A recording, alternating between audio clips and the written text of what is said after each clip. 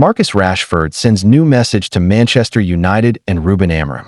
Marcus Rashford continued his fine form for Barcelona after joining the La Liga leaders on loan from Man United in the summer transfer window. Marcus Rashford sent yet another reminder of his qualities to Manchester United this weekend. While Ruben Amorim's side were required to wallow in another Premier League defeat, the Barcelona loanee continued his promising start to life in Spain. Rashford helped the Catalan side come from behind at the Luis Companys Olympic Stadium as they overcame Real Sociedad after the visitors took the lead through Alvaro Odriozola after 31 minutes. The 27-year-old England international stepped up to show his ability from a dead ball and found Jules Kounde from a corner to level the scores shortly before halftime. Teenage sensation Lamine Yamal went on to offer an assist for veteran striker Robert Lewandowski as Barcelona went to the top of La Liga and now lead rivals Real Madrid by a single point. Rashford's assist was his third of the season, bringing his total goal involvements for the term to 5. The Carrington product has the joint most goal involvements across all competitions for his new side, matching Ferran Torres and Rafinha following his latest effort. United's new forward line of Matheus Cunha, Brian Buemo, and Benjamin Sesko has managed just 3 goal involvements so far. The latter netted his first goal in United colours in the defeat to Brentford, with Amorim's side barely averaging a goal per game once again.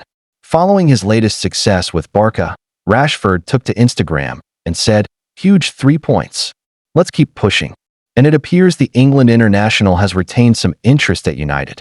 Fellow Bomb Squad member Tyrell Malaysia liked the post, as did forward Joshua Zirkzee. Midfielder Donny van de Beek, who also currently plies his trade in La Liga in Catalonia, but with Girona, also liked Rashford's post. Following Barcelona's win, coach Hansi Flick revealed, "We practice dead ball situations a lot, and it's really important to have this strength. We are very happy with how it is going. Thanks for watching. Like and subscribe."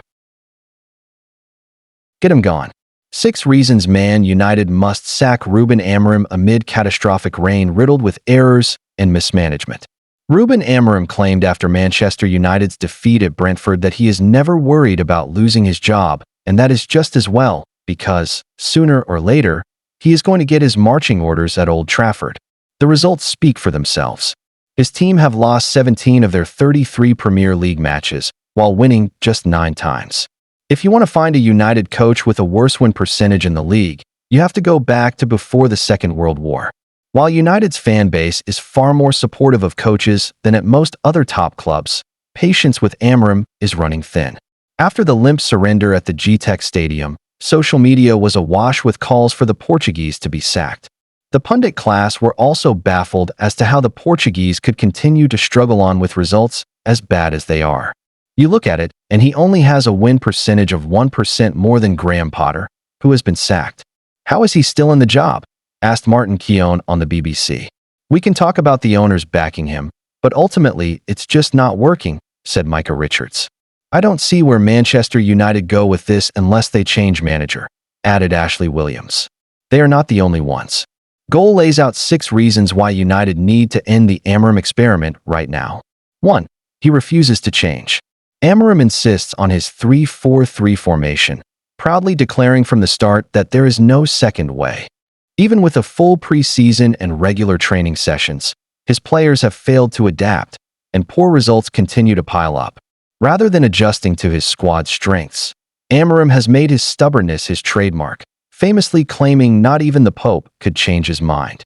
As defeats mount, he resembles a captain steering straight into an iceberg, leaving United with the stark choice he himself has outlined. If the club want change, they must get rid of him. 2. Alienating top players. Casemiro's suspension against Chelsea left Amorim choosing between Kobbie Mainoo and Manuel Ugarte, but once again he overlooked the gifted academy product for the less technical Uruguayan. Amorim has never trusted Mainoo, whose style doesn't fit his rigid system, prompting the youngster to request a loan move late in the window. The fact he asked for a loan rather than a permanent exit shows he still wants a future at United, just not under Amorim. Mainoo isn't alone. Rashford was forced out, Garnacho followed, and even Højlund was discarded despite his willingness to fight for a place. Unless United acts soon, Amorim risks driving out even more talent. 3. No momentum. Ahead of the Brentford game, Amorim stressed all week that United needed to build momentum after beating Chelsea, with a chance to secure back-to-back league wins for the first time since May 2024. He admitted it was the main theme in training. We need the sense of urgency to win, no matter what. Yet the message failed to land. United's inability to string together consecutive victories in over a year highlights their deeper problems. Without momentum, there is little chance of climbing the table, securing European football, or achieving lasting improvement. 4. Basic mistakes. Amorim insists his system is not the issue, and at times he has a point. Goalkeeper errors from Onana and Bayender, Maguire's mistakes against Brentford and City, or Bruno's missed penalties cannot be pinned on tactics. Still, these costly lapses keep happening under his watch, and he must take responsibility. It's frustrating, Amorim admitted. We worked on these situations during the week, but in games the players are not the same. That's the pressure of the club. Pressure may explain some of it, but it is the manager's role to help players cope. On that front, Amorim is falling short. 5. The results speak for themselves. The Brentford defeat left Amorim with just 34 points from 33 league games, an average of 1.03 per match. Over a full season, that projects to 39 points, the same total that saw Blackpool and Birmingham relegated in 2010-11, the year United won the title. While today's survival threshold is lower and relegation may be unlikely, United would still spend most of the season looking over their shoulder. Fans once sang Amorim would turn the Reds around, but City supporters now taunt that the Reds are going down. Unless United act soon and replace their manager, that mockery could edge closer to the truth. 6. Negative comments, negative atmosphere. Amorim may not be the first manager to struggle at United, but he stands out as one of the most negative in the post-Ferguson era, not tactically, but in rhetoric. After an optimistic first press conference, it took only weeks for him to label his players the worst team in the history of Manchester United following a loss to Brighton. Since then, his criticism has consistently chipped away at morale rather than inspiring improvement. Though his press conferences are engaging, his words have weighed his squad down. After the shock Grimsby defeat, he hinted at walking away, saying, "Something has to change, and you cannot change 22 players," and admitted he even considered leaving in February. More recently, however, he has insisted he won't resign. That leaves United with one path if they want to restore belief and positivity. They must remove him themselves. Thanks for watching. Like and subscribe. Real Madrid return for Ibrahima Konate after facing William Saliba rejection as Liverpool contract nears expiry. After primary target William Saliba agreed a new long-term deal at Arsenal, Real have reportedly turned their attention back to Ibrahim Konate. The Liverpool defender's contract expires next summer, fitting Madrid's strategy of focusing on free transfers, but there is said to be internal debate at the club over the move. Madrid looks to fix defense. Madrid are monitoring Konate with a view to signing him as a free agent in 2026, according to a report from ESPN. The Spanish Giants have reportedly turned their attention to the France international after their primary defensive target, Saliba, agreed a new long-term contract with Arsenal. Madrid's defensive plans hit by Saliba extension. Saliba, 24, was reportedly Madrid's top target to bolster their defense next summer, with the club having planned to make a move for him in the summer of 2026, when he would have had just 1 year remaining on his previous contract. Saliba's decision to sign a 5-year extension has forced Madrid to pivot to other options on their shortlist. However, Konate emerges as free transfer option. With his contract at Anfield set to expire in June 2026, Konate has emerged as the ideal alternative. A move for the 26-year-old would align with the club's recent successful strategy of acquiring high-profile players on free transfers, which has previously seen them land Trent Alexander-Arnold, Antonio Rudiger, and David Alaba. However, the report suggests there is not unanimous agreement within the Madrid hierarchy over a move for Konate, with some internal debate taking place over the Liverpool defender's suitability. Real Madrid's search for a top-tier central defender is part of their forward planning for 2026, as the club anticipates that Alaba will depart when his contract expires, while Rudiger has also been linked with a lucrative move to Saudi Arabia. The leadership at Valdebebas is keen to avoid being caught short at the back, especially given the physical demands of competing on multiple fronts.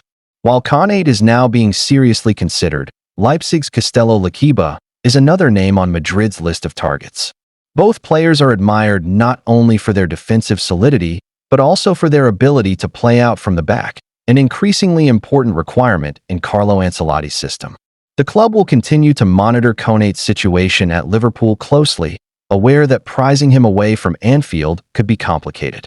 At the same time, Lakiba's profile as a young and still developing defender makes him an attractive option for Madrid's long-term project. The current defensive group, which includes Eder Militao and recent signing Dean Huijsen, provides stability, but there is an acceptance within the board that reinforcements are needed to maintain depth and quality. Injuries to key defenders in recent seasons have exposed Madrid's vulnerability, reinforcing the importance of securing a reliable successor before Alaba and Rudiger move on. Ultimately, the club's recruitment strategy will balance proven experience with youthful potential, as Madrid seek to ensure their backline remains as formidable as their attacking options in the years ahead. Thanks for watching. Like and subscribe.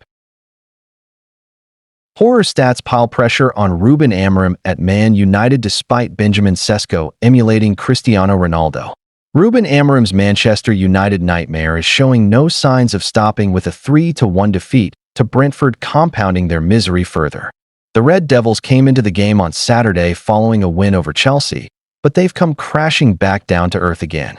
Igor Thiago scored 2 before Benjamin Sesko got 1 back before the break to help his side avoid embarrassment. However, Sesko's strike only ended up delaying that embarrassment until later in the game when Matthias Jensen wrapped things up. The defeat for Man United meant they dropped down to 13th in the Premier League table with 7 points from 5 games. But the result was not only the first thing Amorim needed to worry about, with some horror stats emerging post-match. Since his first match in charge of United in November 2024, no team has conceded the first goal in more Premier League games. They have shockingly let in 21 opening goals in that time. On top of that, Man United still have not managed to win consecutive Premier League games under Amorim. The Portuguese boss has taken charge of 33 games in the top flight and has never won 2 in a row. In total, he's only won 9 of the 33 matches, losing 17 and drawing 7, with that record severely concerning. And it doesn't stop there for Amorim, who, with a loss in his 200th game as a manager, has now lost 3 more of his 33 Premier League clashes, 17, than he did in 167 Primera Liga matches, 14. Finding a positive, Amorim may be more focused on the doubts over his future as Man United manager, considering those worrying stats. However, he may find one positive in Sesko getting his first goal for the club after his £74 million summer move. The striker was more involved in the action after a slow start at the club, having 6 shots with 4 on target in total. All 4 of those shots on target came in the first half, and that actually saw him emulate an icon. Sesko became the first Man United player to have 4 or more shots on target in the first half of a league match since Cristiano Ronaldo. Ronaldo managed the feat against West Ham in 2021, so that is a promising sign for the 22-year-old. What has Amorim said?